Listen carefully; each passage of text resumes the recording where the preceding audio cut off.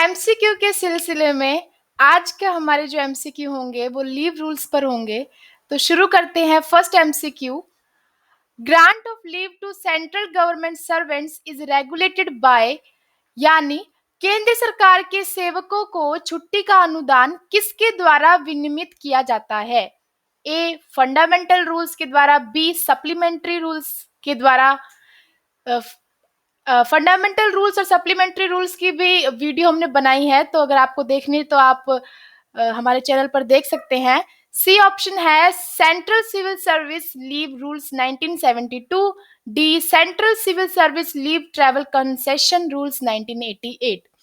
तो इसका right option होगा option C, central civil service leave rules 1972 के द्वारा विनियमित की जाती है।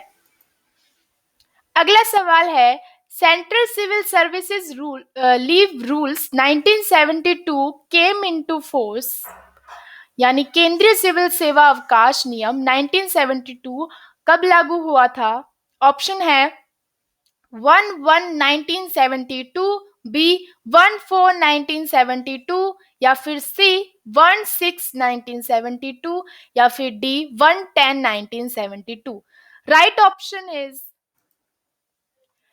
1/6/1972. Next question is third, CCS leave rules 1972 do not apply to, यानी CCS अवकाश नियम 1972 लागू नहीं होते हैं। कौन सी कंडीशन में? ऑप्शन है हमारे members of the all India services, B person serving the central government on deputation from a state government, C option is both A and B above, and the last one is none of the above. Right option is C, both A and B above पर लागू नहीं होती है। C option is the right option.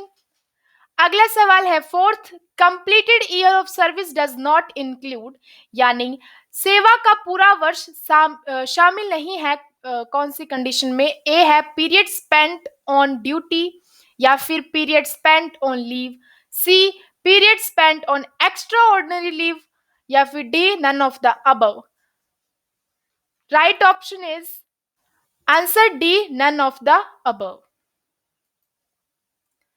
Fifth question is, when a permanent government servant to whom CCS leave rules do not apply is appointed substantively to a permanent post regulated under leave rules, then the leave at his credit in the previous employment shall, यानी जब एक सरकारी सेवक जिस पर CCS leave rules लागू नहीं होता है को स्थायी रूप से लीव रूल्स के तहत विनियमित एक स्थायी पद पर नियुक्त किया जाता है, तो उसके क्रेडिट पर छुट्टी पिछले रोजगार में होगी। A lapse, B encashed and paid there and then, C be carried forward and accumulated as per rules, या फिर D none of the above। Right option क्या होगा? Yes, answer C is the right option. Be carried forward and accumulated as per rules. Next question is, leave can be claimed as a matter of right by a government employee, यानी true false में बताना है। सरकारी कर्मचारी द्वारा छुट्टी का दावा अधिकार के रूप में किया जा सकता है या नहीं? तो क्या होगा इसका? Yes, option B false is the right option, नहीं किया जा सकता है। Next question is seventh, leave sanctioning authority में refuse or revoke leave of any kind when the exigencies of public service so require, यानी सार्वजनिक सेवा की आवश्यकता होने पर किसी भी प्रकार के अवकाश को मंजूरी दाता अधिकारी मना कर सकते हैं या छुट्टी रद्द कर सकते हैं या नहीं? तो इसका जवाब होगा ए ट्रू। अगला सवाल है eighth, Leave sanctioning authority has power to alter the kind of leave due and applied for छुट्टी मंजूर करने वाले प्राधिकारी के पास आवेदित छुट्टी के प्रकार को बदलने की शक्ति होती है या नहीं। तो इसका क्या जवाब होगा? बी फॉल्स, नहीं, उनके पास ऐसी कोई शक्ति नहीं होती है। Ninth question is, a government servant's claim to leave is regulated by the rules in force as, यानी एक सरकारी सेवक के छुट्टी के दावे को कौन से नियमों के अनुसार नियंत्रित किया जाता है? हमारे ऑप्शन है on the first day of journey of the calendar year, या फिर B at the time leave is applied and granted, C at the time leave is availed, या फिर D none of the above. इसका सही जवाब होगा option B, at the time leave is applied and granted. Next question is, a government servant who is dismissed or removed or who resigns from his service, his claim to leave at his credit ceases from the date of such dismissal, removal or resignation। इसका मतलब है एक सरकारी कर्मचारी जिसे बर्खास्त किया जाता है या हटाया जाता है या जो सेवा से इस्तीफा दे देता है, रिजाइन कर देता है, उसके क्रेडिट पर छुट्टी का दावा इस तरह की बर्खास्तगी, हटाने या इस्तीफे की तारीख से बंद हो जाता है या नहीं। तो इसका जवाब होगा option A, true. Next question, leave में not be granted to a government servant, मतलब सरकारी कर्मचारी को छुट्टी नहीं दी जा सकती है, कौन सी कंडीशन में?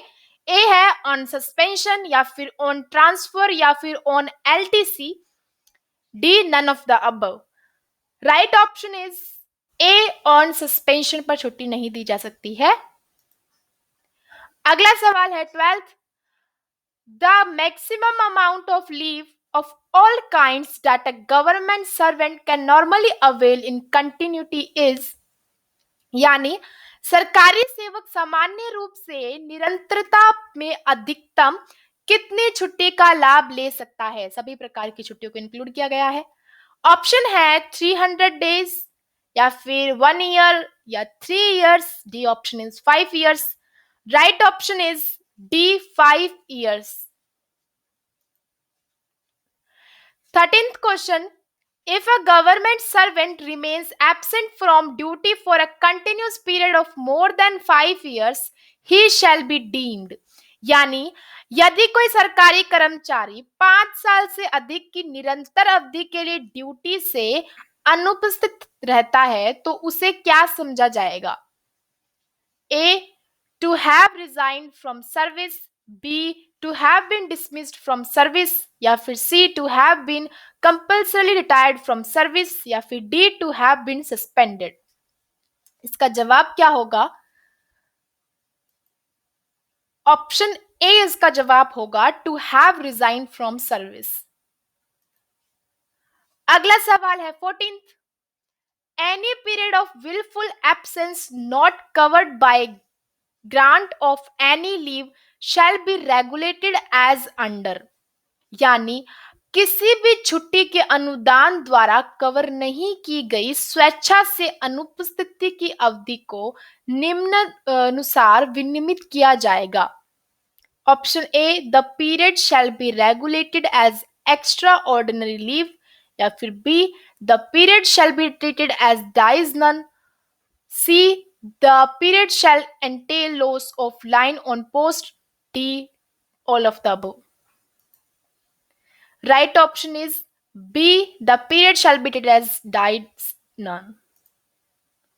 अगला सवाल है 15th, if a government servant comes late to the office due to unavoidable reasons, the competent authority can condone late attendance up to, यानी यदि कोई सरकारी कर्मचारी अपरिहार्य कारणों से अनअवॉइडेबल रीजंस के कारण से कार्यालय में देर से आता है, तो सक्षम अधिकारी देर से उपस्थिति तक मान्य कर सकता है।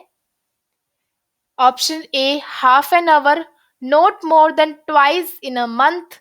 B, 1 hour, not more than twice in a month. C, 1 hour, not more than twice in a month. या फिर D, 2 hours, not more than once in a month.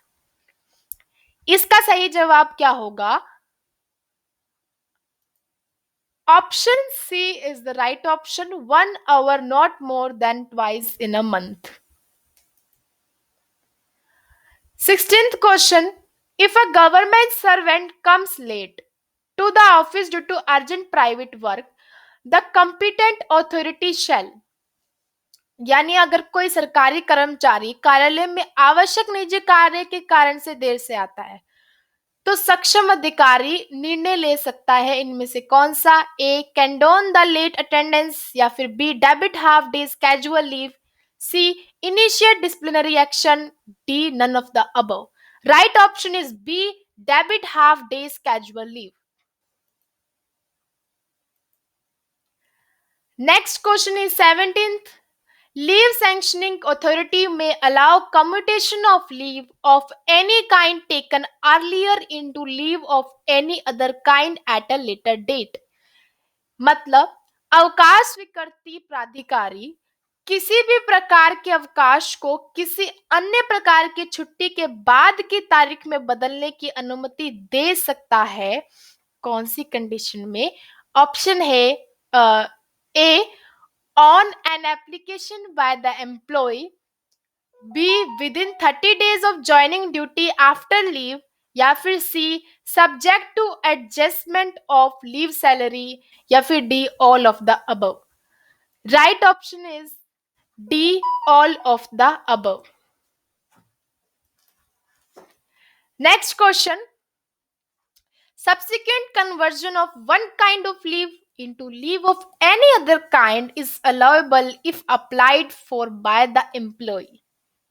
इसका मतलब है कर्मचारी द्वारा आवेदन करने पर किसी अन्य प्रकार की छुट्टी में एक प्रकार की छुट्टी के बाद रूपांतरण स्वीकार्य है। ऑप्शन है A, within 30 days of joining duty after leave. या फिर B, before availing the next spell of leave. C, before resigning और retirement from service. D, any of the above. इसका सही जवाब क्या होगा? Yes, option A is the right option, within 30 days of joining duty after leave. Next question. During leave of any kind except leave preparatory to retirement and on medical ground, HRA at the rate drawn before proceeding on leave is allowable for a maximum of. इसका मतलब है किसी भी तरह की छुट्टी के दौरान सेवानिवृत्ति और मेडिकल ग्राउंड पर छुट्टी की तैयारी को छोड़कर HRA की दर छुट्टी पर जाने से पूर्व के दर से अधिकतम कितने दिनों तक मिलने की अनुमति है? ऑप्शन है हमारे ए 90 डेज की, बी 120 डेज की, या फिर सी 180 डेज की, या फिर डी 300 डेज की। इसका राइट ऑप्शन होगा सी 180 डेज। लास्ट क्वेश्चन है 20th. Any doubt in respect of interpretation of the CCS leave rules shall be referred for decision to. इसका मतलब है CCS अवकाश नियमों की व्याख्या के संबंध में कोई संदेह निर्णय के लिए संदर्भित किया जाएगा। A, the Ministry of Finance, B, the Ministry of Law, C, the Ministry of Personnel, Public Grievances and Pension, D, the Supreme Court. Right option is C, the Ministry of Personnel, Public Grievances and Pension. इसी तरह आज के MCQ हमारे खत्म होते हैं। मैं आपको पिछली वीडियो में पूछे गए बोनस क्वेश्चन का जवाब दे देती हूँ। उसका सही जवाब होगा ऑप्शन बी। तो आप उस वीडियो को पहले देख ले, उस बोनस क्वेश्चन को। And thanks for including this video in your preparation. Stay safe, stay tuned with knowledge Mandi.